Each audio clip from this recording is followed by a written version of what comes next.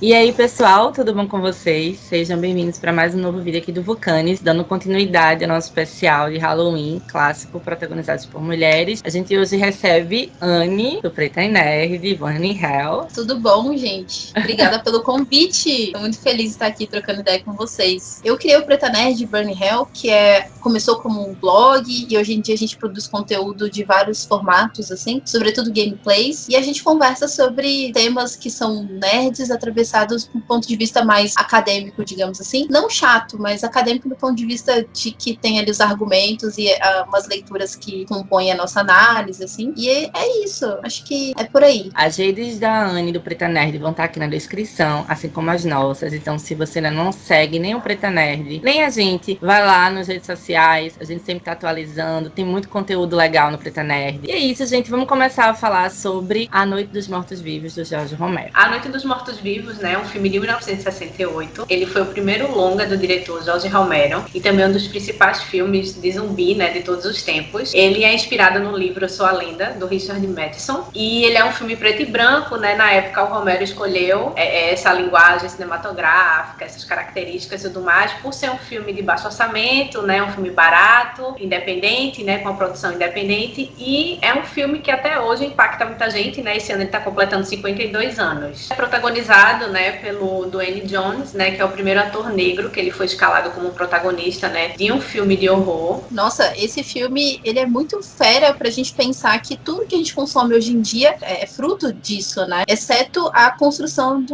um protagonista tão marcante quanto o Ben, né? Tipo, hoje em dia a gente vê que todo o conteúdo sobre zumbis é muito parecido, muito tributário desse filme. Entretanto, a construção do herói, do protagonista, é sempre diferente do Dwayne Jones, né? Tipo, é sempre um cara branco e tudo mais. São caras que geralmente não são tão... Eles não têm um comportamento tão positivo quanto o do Ben em relação às outras pessoas, esse heroísmo dele, que é muito inspirador, assim, é muito bacana, né? Geralmente é uma galera que tá muito ligada aos seus próprios problemas, tipo The Walking Dead, né? Acho que é uma representatividade muito importante, sobretudo porque veio primeiro, né? Daí a gente tem chance pra conversar bastante sobre o que significa. O personagem dele, né, desafiou os estereótipos da época, né? Do padrão, né, do homem negro num gênero do terror, e eu acho que o personagem dele meio que veio pra romper isso aí um pouco, né? Ainda que tá se caminhando muito, mas eu acho que ele já veio pra trazer essa diferença, né? Parece que a gente tem uma voltada, assim, tipo, naquele momento, a gente olha pro filme preto e branco, puxa, que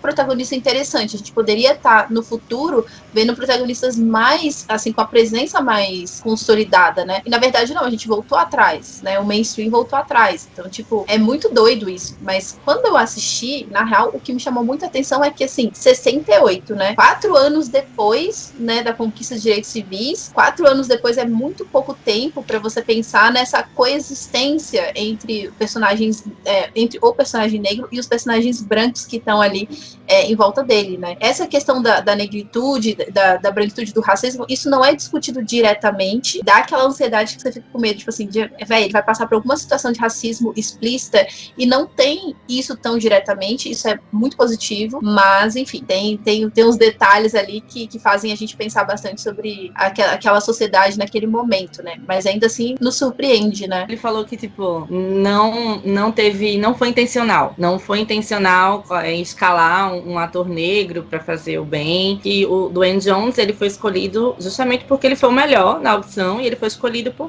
porque foi isso. Só que os elementos do filme, a Anne falou sobre não ter diretamente na narrativa, assim mesmo, uma situação de racismo, mas ainda assim, no subtexto, entre linhas, tá tudo ali. Tá explicitamente ali. Aquele embate, né, com os protagonistas, os outros personagens, diz muita coisa das relações raciais, né? Então, tipo assim, eu não acredito muito nessa de Romero, não. Acho que foi intencional, sim. Se a gente pensar que o roteiro foi feito antes de escolher o cara pela qualidade, né, da atuação dele, eu acho que dificilmente, se fosse um ator não negro, e aí, assim, poderia ser de qualquer outra raça, assim, tipo, não teria aquele final. Aquele final, ele é muito específico, né? Ele diz exatamente sobre um contexto, ainda mais em 68, né, que ainda tem ali a Ku Klux Klan atuando de uma maneira muito clara, então, assim, parece uma conversa muito, né, não é bem assim? E aí também tem uma história muito curiosa, né, em torno desse filme, né? Teve um fato aí que popularizou bastante,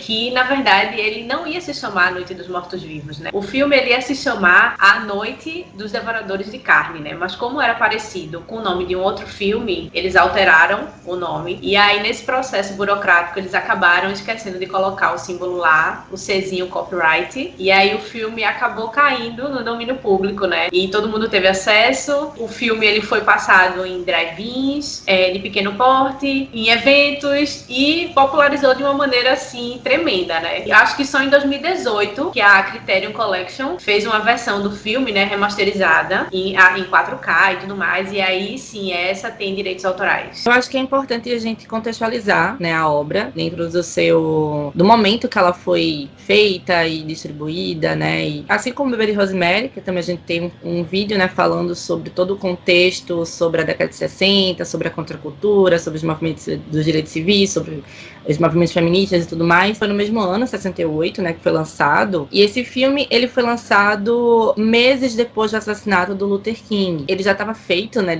aquele final já tinha sido gravado. E como dialogou com o contexto, né, filme tão importante para o gênero do horror, com o protagonista, né, com a representatividade negra, dialogar com esse contexto, com esse momento. O filme, ele apresenta ali uma ansiedade, tipo, muito grande, né? Existe aquela tensão que não é mostrada diretamente, e isso é um dos pontos que mostra que tem alguma coisa errada no ar. Então, assim, os direitos civis foram conquistados, mas isso não significa que acabaram os problemas, né? Coexiste, mas de que forma? Uma forma hostil, né? Acho que esse é uma coisa, isso é um detalhe que aparece bastante, assim. Acho que não é nem um detalhe, eu acho que é a atmosfera do filme. O horror não é necessariamente o zumbi. O zumbi, ele materializa essa ansiedade, né? E a outra coisa que eu acho que é muito impactante também é que o Ben, ele não é um personagem negro qualquer, ele é um homem que tem uma presença muito impactante. Ele se move de uma maneira que é muito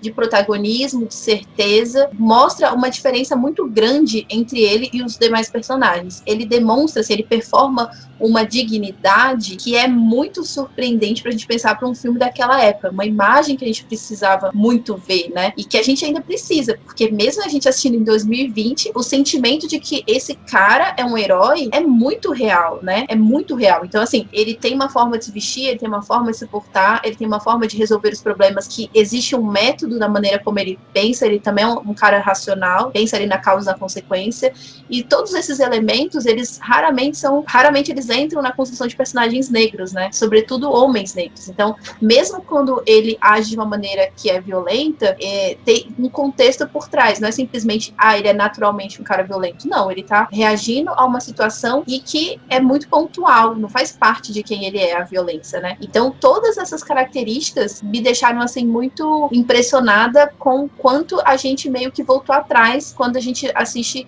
filmes de zumbi atualmente, né? Puxando o próximo tópico, que é justamente essa diferença, né? O horror noir, né? Sobre essa diferenciação do horror negro e do horror com negros. No horror noir, a Coleman, ela tá se propondo a rehistoricizar, né, o horror como gênero e também questionar qual que é o limite do que a gente entende como terror. Então ela vai falar sobre a experiência de medo e de terror, ela é socialmente localizada. Então, não necessariamente as pessoas que estão em determinada posicionalidade vão entender que determinado conteúdo causa gatilho, causa terror para outro grupo, né? Ela dá até o exemplo do Jurassic Park, que é um filme de ficção científica e que para uma pessoa negra pode ser um filme de terror, porque tem ali uma experiência de violência física que causa ali uma ansiedade, não é assombro na gente, assim. Então, ela reconfigura a nossa noção do que é o horror, porque tradicionalmente horror é só banho de sangue, monstro, né? Esse tipo de coisa, assim. Então, esse é o primeiro ponto. E aí, o segundo paradigma é exatamente essa diferença entre o terror negro e o terror com negros. O terror negro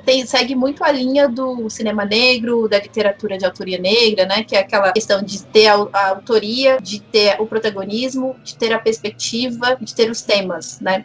Então, é claro que existem também uma certa zona cinza, né? Quando a gente tá falando de gêneros, assim, Mas o ponto é que para ser um filme, ou para ter um conteúdo que é considerado de horror negro, você precisa ter esse checklist. Então, o determinado filme da Noite dos Mortos-Vivos, o autor é branco, o diretor, não entraria na categoria de horror negro. Esse checklist é o grande diferencial dessas duas categorias. Entretanto, quando a gente pensa no horror com negros, a coisa fica bastante complexa, porque o horror com negros significa que existem situações de medo, de violência, que vão causar um desconforto para uma audiência negra, né? Então, a gente tem situações de horror negro em filmes como O Nascimento de uma Nação, que é um filme que não fala exatamente sobre zumbi, sobre vampiro, mas que causam desconforto por mexer em questões, em memórias da plantação, em questões históricas que são ainda muito feridas abertas, né? E a gente vai ter uma coisa que é mais comum, que é aquela perspectiva, por exemplo, do negro sempre morrer antes, enfim, todos esses estereótipos que a gente tem na nossa mente, que é um horror com pessoas negras, um horror em que as pessoas negras estão, mas que elas não necessariamente protagonizam ou têm a sua subjetividade revelada. Essas duas categorias são muito importantes quando a gente consome terror, pra gente não cair em certas estratégias do marketing, né, que vendem, por exemplo, determinadas séries, determinados livros como de terror negro, né, vendem que, sei lá, o protagonismo, a direção, enfim, são negros, mas isso não significa que seja horror negro, porque pessoas negras também vivem num mundo racista, então nem sempre a gente tá convergindo com a perspectiva que seja, né, que represente melhor a historicidade, o vernáculo, a cultura, enfim, as religiosidades negras. Então, é bem interessante a maneira como a Coleman já traz esse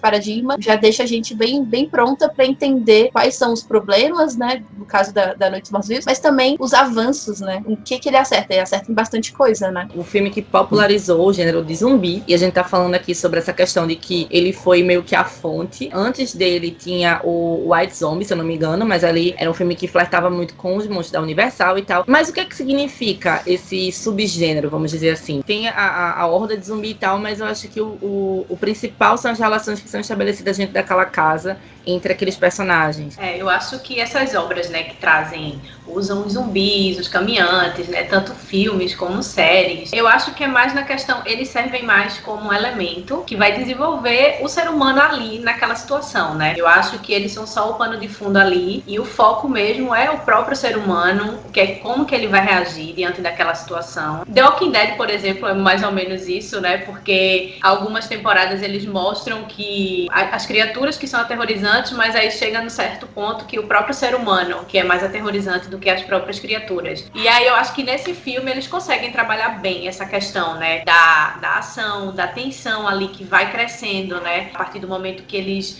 entram em conflito, né? E o Ben, ele tem ele toma uma postura de liderança ali do grupo, e eu acho muito interessante. Eu acho que essa questão dos zumbis e tudo mais é só um elemento ali que eles usam para desenvolver toda essa psique do ser humano e esse instinto de sobrevivência e o quanto o ser humano pode ser tão mais perigoso, tão mais cruel, sabe? Do que essas próprias criaturas que são os zumbis. Nossa, concordo total, assim, você falando isso até me fez pensar em como que os zumbis também acabam sendo uma projeção dos nossos desconfortos, né, tipo, o medo de contaminação. Eu acho que isso é muito forte, porque a grande questão não quero que essa criatura não humana encoste em mim, né, só que como no caso da Noite, a gente tem um protagonista negro, ele tá ali, isso é uma característica muito do horror negro e que o Romero conseguiu colocar ali, mas assim, ele representa uma pessoa que tá ali lutando contra aqueles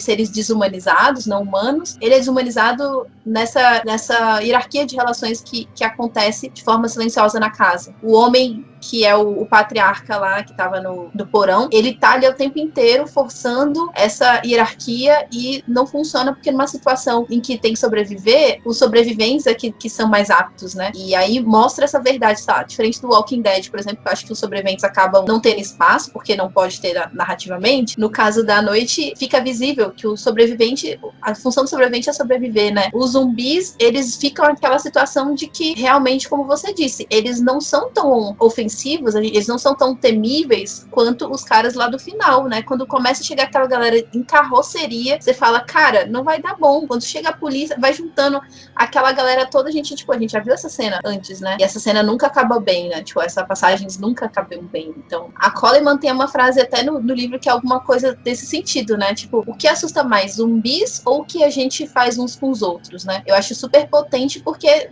né, na Noite dos Mortos-Vivos é exatamente isso, assim, tipo, quem que é o zumbi perto dessa galera que tá aí na investida de poder? Inclusive, muita gente voluntária, né? A polícia não deu conta, eles chamaram os iguais e ninguém pergunta se o cara que é zumbi ou não. O cara tinha que morrer, né? Pesadíssimo, mas importantíssimo, né? É um dos momentos que dá mais medo, é aquele momento que eles começam a carregar as armas, já é como um anúncio ali do que vem pela frente, e aquilo ali foi me dando uma angústia. A gente estava falando sobre essa questão das relações e a gente não comentou tanto sobre a maneira como a Bárbara é uma personagem super desenvolvida. A gente começa ali no cemitério com ela e o irmão, e aí a gente, bom, esse filme é sobre ela. Mas assim, existe um desenvolvimento, existe um foco na Bárbara que não é consistente, a meu ver, assim. Me parece que existe a gente sabe de onde ela vem, para onde ela vai, porque ela é uma personagem que talvez, assim, o subtexto seja, essa vida importa. Eu fico um pouco incomodada com essa inconsistência, porque o Ben, a gente não sabe de onde veio, para onde vai. Para onde vai a gente sabe, mas assim, de onde veio a gente não tem dimensão. E aí isso torna a nossa relação com ele, a nossa identificação com o personagem, ainda um pouco diferente do que poderia ser com a Bárbara. Apesar da gente olhar para o cara negro e muitas vezes se identificar muito mais com ele, mas a construção narrativa não privilegia essa conexão. Quando ele chega e ela tá lá traumatizada, a gente tende a tentar entender ali, né, o contexto, ela perdeu o irmão, perdeu todo mundo, não sei o quê. Só que ela vai se tornando uma pessoa tão, assim, icônica do que é o privilégio branco, que é de não se preocupar e de poder sentar ali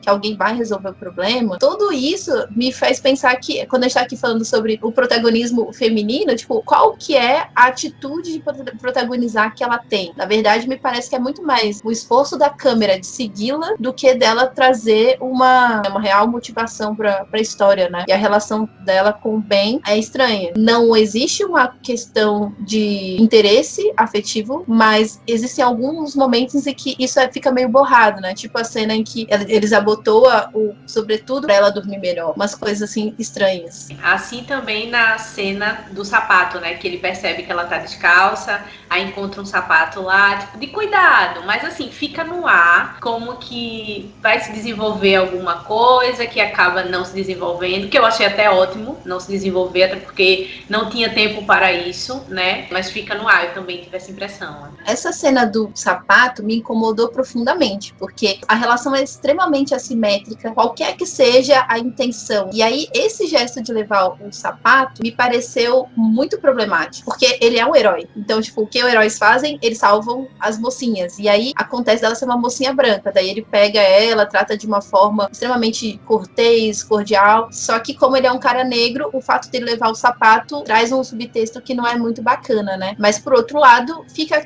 essa coisa, né? Tipo assim, ele é um cara honrado, mas ele também acaba se submetendo a umas situações complicadas. Então, é um personagem que não é perfeito, que é positivo porque torna ele humano. Então, a gente fica com esse sentimento de o que, né? Não sei, desconfortável, mas positivo. Vocês não acham que a personagem, que a Bárbara, é muito um tipo de personagem daquela época, assim? Eu acho ela extremamente datada, né? Ela, também, tipo, lembra muito essas mocinhas da década de 60 e tal. Acho que é muito, assim, baby boom, sei lá, ela tá ali procurando um cara pra poder fazer assar um peru, sei lá. Ela parece ser muito estereótipo, né? Até pra época, muito, né? E aí a gente pode comentar um pouquinho, né, sobre o final do filme, que é impactante, é inesperado e é atemporal, né? Assim, você pode assistir hoje, vai impactar igual. Eu fiquei revoltada com aquele final, sério. Traz aquele sentimento de angústia, né? Porque ele vem construindo todo o personagem do bem e tudo mais pra acontecer aquilo ali, aquela morte fatal daquela forma. Eu fiquei bem revoltada, sério.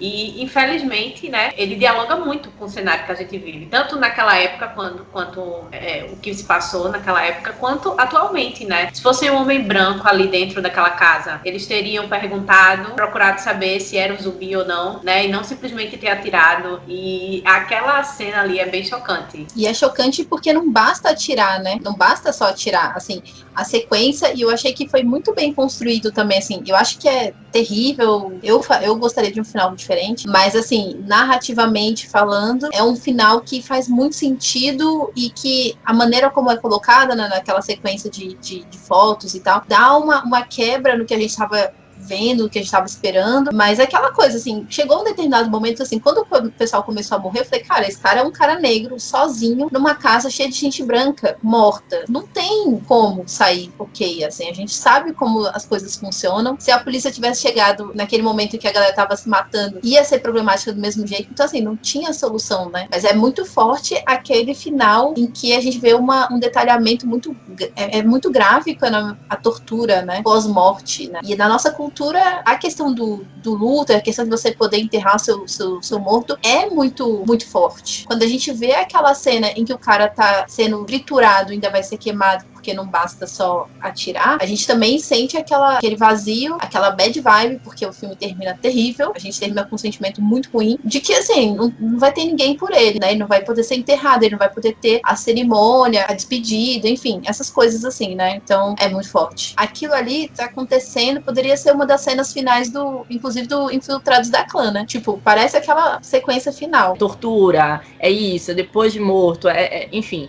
E aí eu acho que o filme ele consegue retratar isso de um modo muito cruel e de um modo muito cru mesmo, sabe? É verdade. E até a proposta do filme, né? Essa questão cinematográfica mesmo, a trilha sonora, né? Que ajuda a construir toda essa tensão, né? E também o jeito dele de filmar, né? Com aquela câmera na mão, aqueles planos, bem como às vezes parece um documentário, né? Um noticiário que a gente está assistindo. E isso também é uma forma que mexe, né? Com a gente, provocando esses sentimentos. A Noite dos Mortos-Vivos faz parte de uma trilogia, a trilogia Zumbi, do Jorge Romero, seguido de O Despertar dos Mortos, de 78, e Dia dos Mortos, de 85. Vamos ficando por aqui, né, com o quarto vídeo do nosso especial de Halloween. Queria agradecer imensamente a participação da Anne aqui, maravilhosa com a gente. Anne, muito obrigada. Muito obrigada a vocês, assim, foi muito bom poder ter essa conversa com vocês novamente. Espero que tenham mais conversas aí sobre mais filmes de terror. Com certeza. Pode deixar, gente. Vão lá conhecer o trabalho da Anne, tá? Os links estão aqui, todos na descrição. E se você gostou do nosso vídeo,